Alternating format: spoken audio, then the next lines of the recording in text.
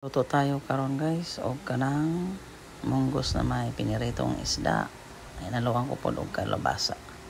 Ako ning giluto ang pinirito nga isda sa munggos aron daghan-daghan kay og puro prito lang dili magsibong sudan, medyo hangin ra ba. Mao nga aron matipid, aron mo makasudan pag utro mao nang akong giprito og giputang kalabasa at saka munggo. Yan, number 1 talaga dyan ang halo ko na gulay is yung munggos. At may kalabasa man ako, nilagyan ko na lang rin ng konti. Kaya, ito na, ngayon, nakatipid tayo pag may munggos. Hindi agad maubos yung isda. At ito na, kasi mayroon rin akong mga alaga na aso guys. Hindi kakain pag walang isda.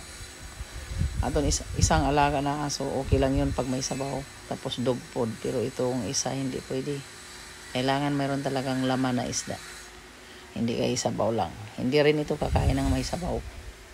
Kaya mahirap i-adjust. Siyempre, parang tao rin yung aso. Kakain yun . So, nag-alaga ka man ng aso, kailangan pakainin mo rin. Hindi naman pwede na, ang iba kasi sasabihin kasi na, mabuti pa raw ang aso.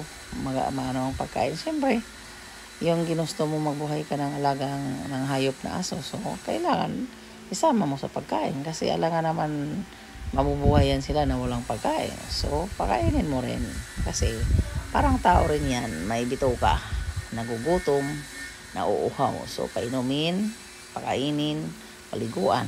Ganun lang yun. Kaya salamat guys. Daghang salamat for watching.